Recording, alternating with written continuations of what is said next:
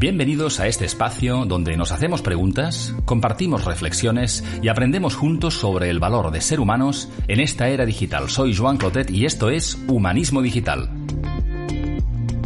Necesitamos liderazgos éticos, liderazgos honestos, liderazgos fundados en el cuidar, lo que también los norteamericanos llaman the caring leadership, ¿no? Un liderazgo que cuida de las personas que lidera, que cuida del proyecto, que cuida de los valores de esa organización, que cuida del medio ambiente y que, en definitiva, también se cuida de sí mismo para no quedar quemado o simplemente sucumbir al desencanto o a la desilusión, ¿no?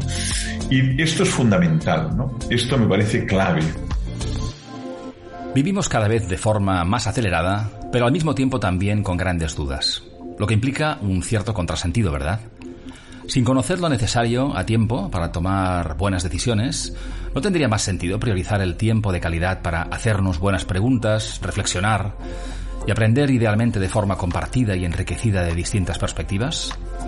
En la conversación de hoy tienen protagonismo las preguntas, pero no las mías como conversador, sino las que se hace e invita a hacernos mi invitado en este episodio. Hoy conversaremos con Francesc Torralba, profesor de ética y facilitador de reflexión de ética aplicada en órganos de deliberación de variadas instituciones. Filósofo, teólogo, escritor y divulgador prolífico, Francesc es un hombre que vive su tiempo con conciencia e intensidad, disfrutando en el camino de aportar reflexión y conectar con nuestra vulnerabilidad como seres humanos, con humildad y vocación de progreso. Con Francesc hablaremos del significado amplio de cuidar y de cuidarnos, de los efectos en las personas de la pandemia, de liderazgo cuidador o de humanismo en la era digital. Os dejo con la conversación y nos reencontramos en 30 minutos.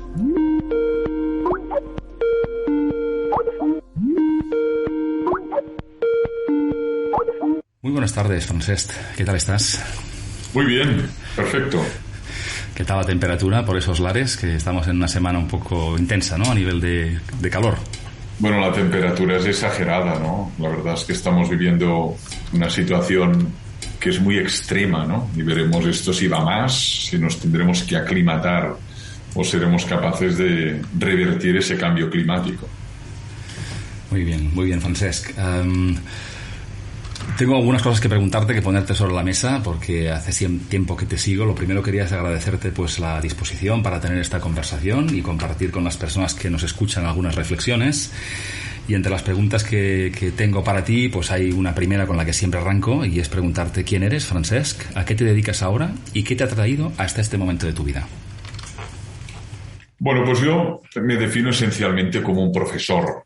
Mi vida prácticamente se desarrolla en el aula, salvo los ratos que estoy en la biblioteca o en bicicleta o corriendo, ¿no? Por lo tanto, esencialmente soy un profesor, enseño ética en distintas facultades y además practico la ética aplicada en distintos órganos de deliberación, comités de ética asistencial, comités de ética de investigación clínica, lo que me permite también hablar desde la práctica y no solo desde la teoría. También me dedico a escribir y tanto artículos como libros de carácter de alta divulgación. Es un hombre bastante prolífico, Francesc, que el otro día te seguía en redes, pero tenía la oportunidad de hablar contigo por primera vez y te decía que me parecía que habías vivido varias vidas en una, porque viendo un poco tu productividad y la cantidad de cosas que haces y además con el nivel de profundidad, pues es bastante impresionante, sinceramente, con lo cual te felicito de entrada porque sabes aprovechar tu tiempo, no queda duda. Bueno, la cuestión es sobre todo disfrutar con lo que uno hace, ver que realmente es un ámbito en el que uno puede aportar y sobre todo que observa que hay unas carencias que requieren de este tipo de reflexión, y la verdad es que esto es lo que te llena, ¿no? Esto significa que te dedicas a ello mucho más allá de lo que exige pues la vinculación contractual, ¿no? Siempre estás pensando en ello y siempre estás buscando los huecos en la agenda para poder desarrollar un artículo, acabar un libro, leer el libro de un profesor que te parece interesante, y al final eso pues genera un volumen de trabajo que es el que realmente desarrollo. Muy bien. Fantástico, Francesc. Fíjate, conversamos esta vez, tenemos esta conversación en julio del 2022, cercanos, esperemos, al final de una pandemia, aunque con sus coletazos, y una pandemia que ha puesto de manifiesto la importancia, entre muchísimas cosas, de cuidar a las personas. Y me pregunto si todas las personas tenemos una misma idea del significado de esta palabra. Tú, que has profundizado en ello y has escrito sobre ello y reflexionado, ¿qué podrías decirnos al respecto? Pues que en efecto, lo que ha puesto de manifiesto sobre todo esta larguísima pandemia en la que todavía estamos, porque no estamos en una época post-COVID, sino trans-COVID, de hecho la estamos cruzando, es la categoría vulnerabilidad, ¿no? La categoría fragilidad o vulnerabilidad, no solo de la condición humana, también de las instituciones, de las organizaciones, incluso del sistema, ¿no? El sistema también en algunos momentos experimentó una saturación, el peligro del colapso, y por lo tanto hemos constatado de un modo enfático, diáfano, la condición vulnerable. Y eso tiene como consecuencia un aprendizaje, que es el cuidado. Si somos vulnerables, tenemos que cuidarnos, cuidar la naturaleza, cuidar a las personas, máxime a las más vulnerables, cuidar de las instituciones que también se rompen, se quiebran, desaparecen, y cuidar del sistema de salud público, del sistema educativo, del sistema democrático, para poderlo conservar y para poderlo legar a nuestros hijos y a nuestros nietos, ¿no? Entonces la categoría del cuidado realmente ha emergido con mucha fuerza. En Estados Unidos sobre todo le llaman la caring philosophy o la caring ethics, y ha crecido y se ha desarrollado exponencialmente en estos últimos 5 años. Y lo que pone de manifiesto cuando hablamos de cuidar, y especialmente de cuidar a las personas, es de, por un lado, responder a sus necesidades, que son múltiples, por lo tanto a sus distintas formas, tipos de necesidades, pero también desarrollar sus posibilidades o potencias o capacidades, ¿no? El cuidar no solo tiene una dimensión de respuesta a las necesidades, hambre, sed, necesidades de orden emocional, mental, incluso espiritual, sino también desarrollo de las posibilidades latentes de un niño, de una persona con discapacidad, de un anciano, de un ejecutivo, de una mujer emprendedora, desarrollar esas posibilidades. Tanto el cuidar, tal y como yo lo concibo, es responder a necesidades, desarrollar posibilidades de cada ser humano. Me gusta mucho y das una visión muy, muy amplia de cuidarnos y de cuidar a otros. Y fíjate, cuando hablamos de cuidarnos y cuidar a otras personas, a mí me viene una imagen muy peliculera, si quieres, que es esta recomendación en un avión, ¿no? De ponernos primero la mascarilla de oxígeno nosotros para estar en condiciones de cuidar a otros cuando hay alguna emergencia, ¿no? Entonces yo quería preguntarte cómo, a nivel individual, cómo podemos cuidarnos en sentido amplio, con esa misma perspectiva amplia que decías, y no limitarnos simplemente cuando dicen que hay que cuidarse a no hacer excesos o practicar algo de deporte. ¿Cómo nos cuidarnos en sentido amplio para estar en mejor disposición para cuidar a otras personas? Claro, esta es la condición sine qua non, ¿eh? Es decir, el cuidado del otro, el cuidado de los más vulnerables, el cuidado de personas en situación de fragilidad, requiere como condición sine qua non del autocuidado del cuidador, ¿no? Esto los americanos le llaman the self-caring, ¿no? El cuidado de uno mismo, ¿no? Y esta es la cuestión. Entonces hay una larguísima tradición filosófica que arranca ni más ni menos que desde Sócrates, los estoicos, los epicúreos, hasta el siglo XX, de filósofos que han reflexionado muy a fondo sobre el arte de cuidarse a sí mismo y de lo que eso significa y de cómo hay que organizar el tiempo, el espacio, la alimentación, y sobre todo en 2 ámbitos: el cuidado del cuerpo, lo que los filósofos latinos llamaban la cura corporis, y el cuidado del alma, ¿no? Del intangible. Hoy no hablamos del alma, tiene un significado más metafórico, pero significa que el cuidado integral de una persona no pasa solo por el ejercicio físico, la comida adecuada, el descanso correcto, la higiene personal, sino que tiene otras dimensiones. Por ejemplo, el cuidado de los vínculos, de las interacciones que tenemos, ¿no? Todos tenemos vínculos. Ahora tenemos vínculos que pueden tener más o menos calidad, más o menos profundidad. Hay vínculos que ayudan a vivir. y que nos empujan, nos animan, nos suscitan y nos abren a nuevos retos, y hay vínculos, en cambio, que son corrosivos, que son destructivos. Vínculos de pareja, vínculos laborales, vínculos donde hay sumisión, explotación, vejación, humillación. Por lo tanto, cuidar de un ser humano para mí incluye al menos 4 dimensiones, que es el cuidado de la dimensión corporal. Eso lo tenemos muy desarrollado, a veces incluso excesivo, y caemos en una especie de narcisismo materialista. Está el cuidado de la psique, y eso incluye tanto la vida mental como la vida emocional. Está el cuidado de la dimensión social, con quién vamos, qué hacemos con los que nos relacionamos, qué tipo de vínculos tenemos en el mundo familiar, en el mundo social, en el mundo laboral. Y luego está el cuidado espiritual, que tiene que ver con eso que nos alimenta desde el punto de vista del sentido, del propósito, ¿no? A veces el propósito también lo perdemos, nos desencantamos, olvidamos para qué empezamos algo, ¿no? Y el propósito hay que cuidarlo, hay que estimularlo, hay que nutrirlo, ¿no? Yo encuentro profesores quemados, enfermeras quemadas, médicos desencantados, ¿no? ¿Qué ha pasado, no? Desde que tenías 20 años. ¿Cómo es que ese propósito se ha ido consumiendo con el tiempo? ¿Cómo alimentamos el propósito o el sentido de la vida?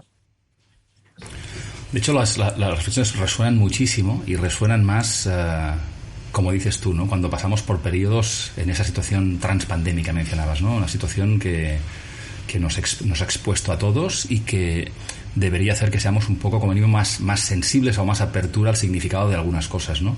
Pero fíjate, un amigo me decía hace un tiempo, después del primer confinamiento, él opinaba que tenemos inercias a nivel personal y colectivo muy difíciles de cambiar. Y me decía, mira, una vez estemos todos vacunados y ya menos sensibles al riesgo, volveremos a lo de siempre. Y yo quería preguntarte, desde tu mirada, ¿qué efectos duraderos crees que puede tener el haber pasado por una pandemia como estamos pasando? Somos la generación pandemia en cierta medida. Y también, ¿qué podemos llevarnos de positivo de este proceso? Si hay algo de positivo en ello. No, por supuesto que de toda crisis uno puede hacer aprendizajes. Y pasan crisis personales, crisis de pareja, crisis espirituales, crisis laborales. De hecho, el éxito te confirma en lo que haces, ¿no? Cuando las cosas salen como habías previsto, pues generalmente no cambias nada. Persistes porque observas que se producen resultados positivos. Sin embargo, cuando uno fracasa en un aula, cuando uno fracasa en una empresa, cuando uno fracasa por tercera vez en un proyecto de pareja, esto tendría que tener como correlato la reflexión, el autoanálisis, la toma de conciencia, de tal modo que uno analice qué ha pasado, ¿no? Y qué responsabilidad tengo yo en lo que ha pasado, ¿no? La crisis ha sido global, pero ha afectado desigualmente a las personas, a las organizaciones, a los países, a las instituciones, ¿no? Por lo tanto, también habrá aprendizajes distintos, ¿no? Una cosa es que uno haya vivido pues 30 días en una UCI, debatiéndose entre la vida y la muerte. Este aprendizaje deja mella, deja un surco muy profundo en esa persona. Y otra cosa es que uno haya tenido pues un contagio muy superficial, asintomático, y que simplemente no haya alterado para nada o muy poco su agenda, ¿no? Entonces, los efectos son distintos. Por eso me parece que no podemos esperar que haya un aprendizaje unívoco. Habrá aprendizajes distintos, ¿no? Como pasa con todo, ¿no? Y las personas que lo han experimentado con mucha dureza, con mucha radicalidad, que han experimentado la muerte de un ser amado, cómo ha fracasado un proyecto, cómo han tenido que simplemente renunciar pues a viajes, a bodas planificadas, a que hay un aprendizaje que yo creo que dejará surco, que dejará mella y que tendrá longevidad en el tiempo. Sin embargo, el resto, el que lo ha vivido casi a través de la televisión o de oídas, pues puede ser que no haya hecho acuse de recibo y por lo tanto fácilmente vuelva a caer en los mismos errores y en las mismas inercias de las que hablabas. Es un gran punto que me conecta también con la con la conciencia y la capacidad de reflexión que tenemos en las cosas que nos pasan, no en las que escogemos y no. Y mira, aprovechando que hablo, como eres un maestro, como te defines, pero eres un maestro polifacético, voy a apelar a tu condición de filósofo y me gustaría que habláramos un poco de las preguntas. Una de las habilidades que para mí enalza muy importante, que lo ha sido siempre, tú antes mencionabas a Sócrates y a referencias de hace muchos miles de años, que tiene que ver con la importancia de hacernos buenas preguntas y hacernos buenas preguntas a tiempo. Y tú, como filósofo, quizás puedas darnos algunas recomendaciones sobre el valor de las preguntas y cómo ejercitarnos en ello. Es decir, ¿qué valor tienen para ti las preguntas y cómo podemos practicar a diario para que nos sean útiles? A mí me parece que la pregunta es fundamental para poder desarrollar nuevos campos de conocimiento. El problema está cuando no nos atrevemos a preguntar o simplemente repetimos preguntas ya conocidas, de las que ya tenemos la respuesta en el congelador, lo ponemos en el microondas y tenemos la respuesta y nos lucimos, ¿no? Las preguntas inquietantes son las que nos dejan en el vacío, las que nos desconciertan, las que nos inquietan porque no sabemos qué responder o cómo responder, y entonces se pone de manifiesto nuestra vulnerabilidad, nuestra ignorancia. Y eso despierta otra virtud que es fundamental, que es la humildad, ¿no? Uno se da cuenta de lo poco que sabe cuando se ve atenazado por preguntas. A veces se las puede formular su hijo pequeño o un alumno en el aula y tiene que responder I don't know, no lo sé, no tengo la menor idea, a pesar de los libros, títulos, másters, simplemente y diplomas, ¿no? No sé qué responder. Esto nos deja con las manos vacías, pero es el modo de poder ensanchar un nuevo campo, abrir una nueva ventana de conocimientos, ¿no? Entonces, yo creo que la filosofía, sobre todo, no hay que valorarla por sus respuestas, sino por la hondura de sus preguntas, ¿no? Ahora, fíjate lo que pasa, ¿no? Nosotros vivimos en una sociedad que algunos han definido sociedad cinética o sociedad de la velocidad o de la hiperaceleración. Cuando hay hiperaceleración, la reflexión simplemente se volatiliza, ¿no? Y por supuesto también el arte de preguntar y el arte de conversar y el arte de reflexionar sobre preguntas cuya respuesta no es clara, ni evidente, ni nítida, ¿no? Por tanto, para mí hay como una relación inversamente proporcional, ¿no? O sea, a más velocidad, a más aceleración, menos reflexión, menos conciencia, menos tiempo para la pregunta y también, obviamente, menos tiempo para indagar respuestas, ¿no? Y eso nos hace mucho más limitados, mediocres, en el fondo achatados intelectualmente, ¿no? Y de hecho ya lo decía Aristóteles, ¿no? Dice, la filosofía nació cuando las necesidades básicas estaban resueltas y uno podía contemplar el cielo y hacerse preguntas, ¿no? ¿Qué hacemos? ¿Por qué hay esta cúpula celestial? ¿Por qué he nacido? ¿Por qué tenemos que morir? Y mientras no muera, ¿de qué modo voy a dar sentido a mi vida, ¿no? ¿Soy libre o no soy libre? ¿Existe Dios o estamos solos en este enorme espacio cósmico del que conocemos una pequeñísima región, ¿no? Entonces, esto nace cuando uno tiene tiempo y puede levantar la cabeza y contemplar lo que Kant decía, el cielo estrellado sobre mí, que es algo que nos maravilla y nos abre a interrogaciones cada vez más profundas, ¿no? Ahora, cuando uno está simplemente atado a un teclado, atado a un ordenador, atado a un móvil, atado a una máquina que tiene que revisar constantemente, la reflexión desaparece y hay una maquinización de la vida humana. Uh-huh. Lo cual impone un poco, asusta un poco, pero quizá yo prefiero pensar que también podemos dedicar tiempo a aquello que nos parece importante, ¿no? Aunque el contexto no acompañe o no invite, la decisión de parar, de pensar, de preguntar en parte es nuestra, ¿no? Muy bien, Francesc, déjame, has hecho una mención también a la capacidad de influir en otras personas para cuidarles, influir en positivo, que me conecta con el concepto de liderazgo. Cuando vivimos situaciones positivas o no tanto complejas, afloran o es habitual escuchar que faltan referentes, ¿no? Que es necesario nuevos modelos de liderazgo. Y yo quería preguntarte, conectando con lo que decíamos al principio de la necesidad de cuidar en sentido amplio, como nos decías, ¿qué significa y cómo se consigue ser un líder cuidador? Claro. Esto, por ejemplo, es un ámbito que también se ha desarrollado de qué manera en los últimos años precisamente como una necesidad premiante, ¿no? Necesitamos liderazgos éticos, liderazgos honestos, liderazgos fundados en el cuidar, lo que también los norteamericanos llaman the caring leadership, ¿no? Un liderazgo que cuida de las personas que lidera, que cuida del proyecto, que cuida de los valores de esa organización, que cuida del medio ambiente y que, en definitiva, también se cuida de sí mismo para no quedar quemado o simplemente sucumbir al desencanto o a la desilusión, ¿no? Y esto es fundamental, ¿no? Esto me parece clave. Entonces, hay como una metamorfosis del liderazgo, ¿no? Estamos como transitando de un liderazgo, yo diría, muy unipersonal a un liderazgo más comunitario, un liderazgo que se fundaba mucho en el poder, en el miedo y casi diría en el despotismo, a un liderazgo fundado en la confianza, en el empoderamiento, en el acto de delegar poder al otro, que entendemos que es mucho más esencial la autoridad que el poder y sobre todo la ejemplaridad, ¿no?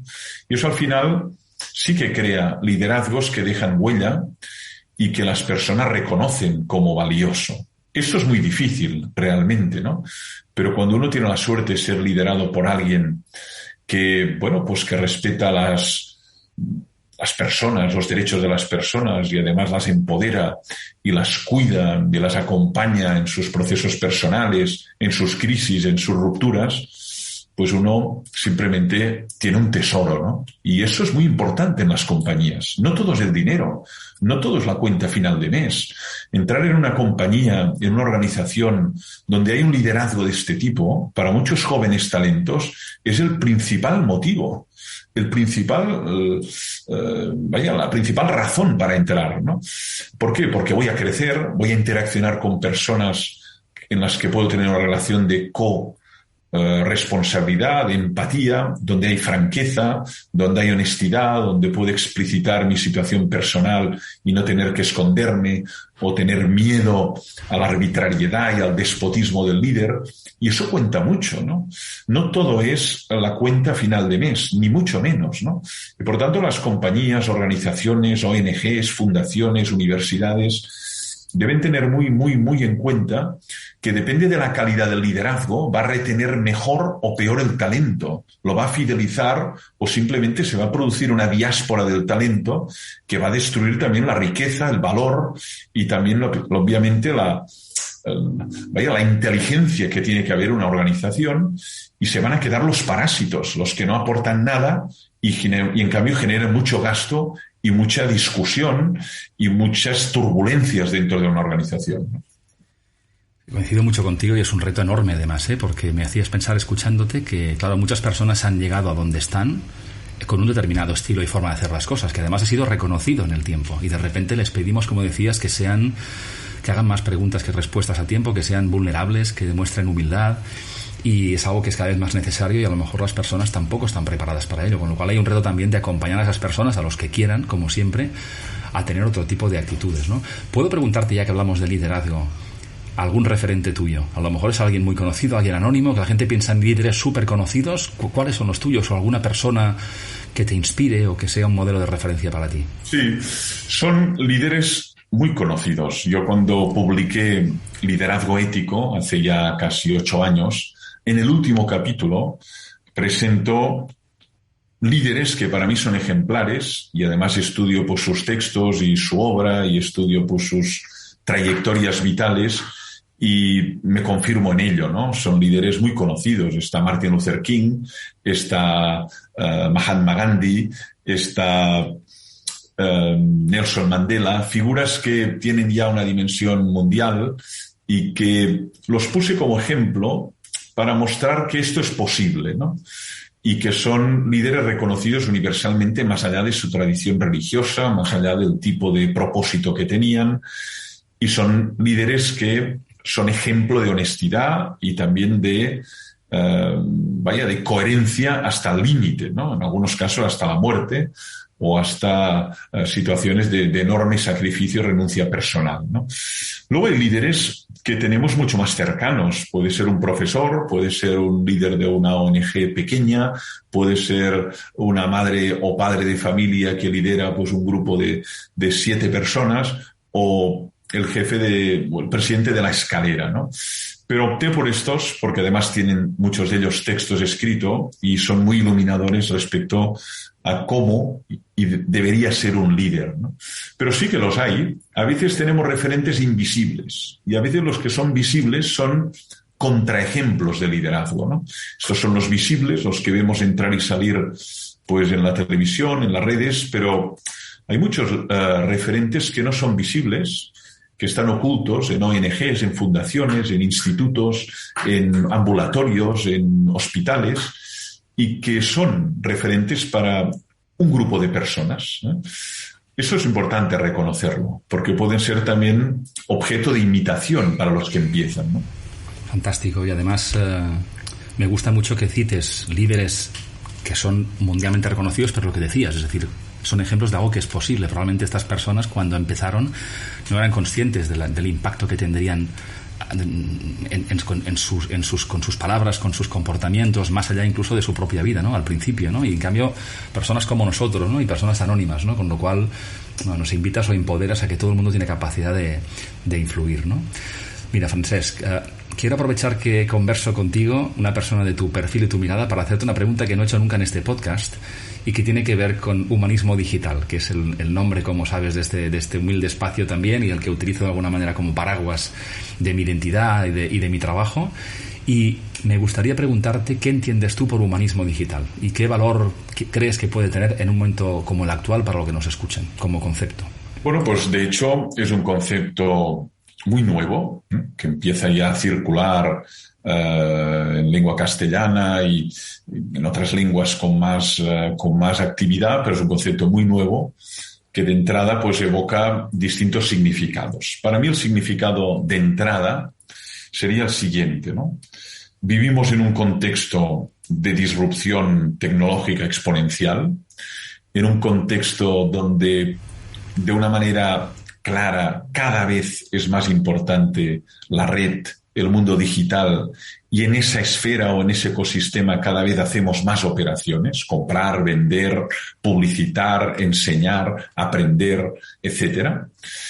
Y yo creo que el humanismo digital tiene un objetivo, que es que todo ese mundo, que es un mundo que ofrece enormes posibilidades educativas, sociales, artísticas, culturales, pero también es un mundo donde hay terribles peligros, ¿no? Y terribles huecos y agujeros negros, pues todo ese mundo tenga como centro de gravedad el respeto a la persona, a los derechos fundamentales de la persona, y que sea un mundo que permita al ser humano crecer, desarrollarle, y no todo lo contrario, ¿no? Que no sea un espacio donde lo que genere es más deshumanización, más polarización, más injusticia, más vulneración de derechos, menos libertad. Por lo tanto, yo creo que humanismo digital, para mí, se tendría que enraizar con la larguísima tradición humanística, occidental al menos, ¿no? Que es la persona, es el centro de gravedad, es el protovalor o el valor fundamental, y la tecnología, o en este caso el ecosistema tecnológico que llamamos mundo digital, tiene que estar a su servicio y no al revés.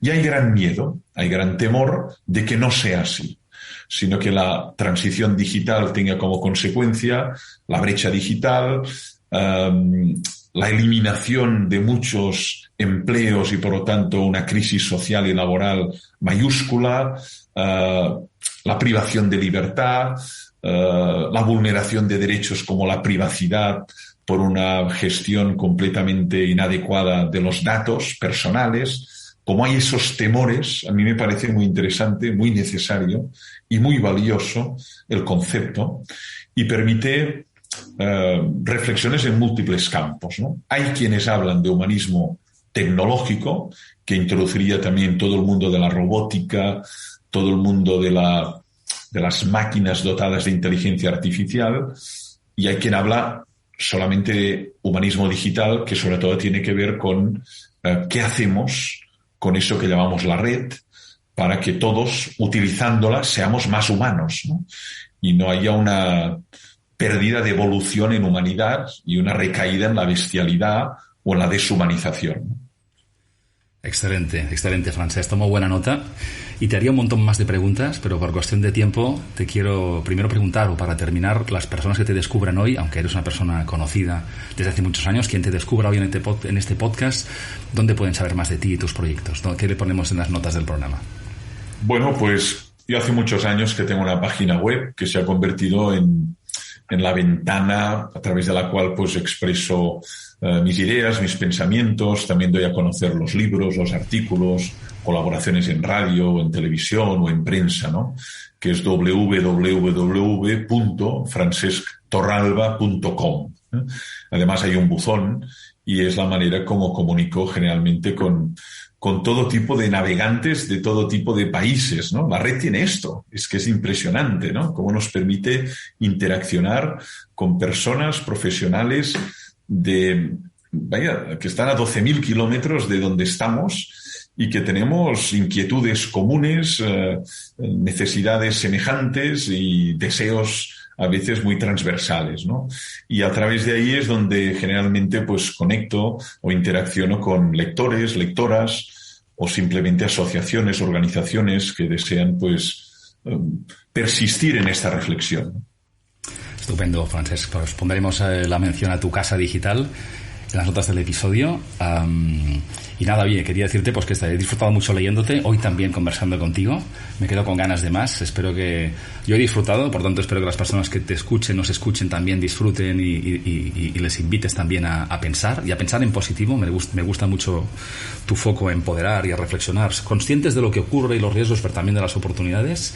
Y nada más, es decir, gracias por el tiempo hoy, por la conversación, y como te digo, con ganas de más. Espero que encontremos el momento, sin pantallas de por medio, que digo yo, en alguna ocasión, pero por hoy, muchas gracias por tu tiempo. Gracias a ti. Siempre intento combatir la caída en la visión apocalíptica. Es lo más fácil, ¿eh? Lo más fácil y lo que de algún modo, de manera instintiva, te conduce, ¿no? Todo va mal, todo irá peor, no hay futuro, ¿no? Y yo creo que el esfuerzo está precisamente en entrever futuros, en abrir posibilidades sin sucumbir a la ingenuidad o a la frivolidad del denominado pensamiento positivo, ¿no? Pero me parece que hay un espacio para la esperanza a pesar del carácter lúgubre que tiene el mundo en el que vivimos. Coincido contigo, y además que tú tienes la perspectiva histórica, y lo mencionabas al principio cuando hablábamos de cuidar, ¿no? Es decir, el ser humano también ha superado retos quizá no tan complejos, distintos, pero hay una capacidad de superar las adversidades si las entendemos, si las afrontamos, y si también como hoy la tecnología nos une también para conectarnos, conocernos, aprender juntos y poder invitar a otras personas a pensar y sobre todo a hacer. Francesc, muchísimas gracias una vez más y nada, que los calores nos traten mejor y que tengas unas buenas vacaciones muy pronto cuando te toquen, ¿de acuerdo? Pues gracias a ti, felicidades por la iniciativa del humanismo digital. Necesitamos desarrollarlo, necesitamos divulgarlo, necesitamos que se sumen personas de organizaciones, disciplinas, ámbitos distintos para poder realmente convertir este espacio en un espacio de humanización y en un espacio de desarrollo pleno de todas las personas, y que no haya brechas, ni discriminación, ni pérdida de derechos como consecuencia del desarrollo digital. Fantástico. En eso estamos y no se puede decir mejor. Así que no quiero estropearlo. Francesc, muchísimas gracias y un abrazo en la distancia, ¿eh? Gracias a ti. Hasta pronto. Muchas gracias por llegar hasta aquí, en especial si eres oyente fiel de este espacio, que con este episodio inicia ya su tercera temporada. Escuchar este podcast es una decisión consciente que tomas de parar y regalarte tiempo, con apertura al aprendizaje, y el tiempo y la atención son recursos muy escasos, así que gracias sinceras por acompañarme en este camino. Si esta conversación te ha parecido valiosa, puedes compartirla en tus redes para ayudarme a acercar el mensaje humanista a más personas. También, si estás en LinkedIn, te invito a participar de la conversación sobre este episodio si nos sigues en mi página Humanismo Digital. Dejo este enlace a LinkedIn y los mencionados por Francesc en las notas del episodio, así como acceso a todas las conversaciones en las principales plataformas y siempre en mi web joanclotet.com. Anticipo también que trabajo ya en esta nueva temporada en que descubriréis personas a las que desde distintos ángulos y siempre con las personas en el centro creo que valdrá mucho la pena escuchar. Como siempre, cuidaos mucho y nos escuchamos bien pronto.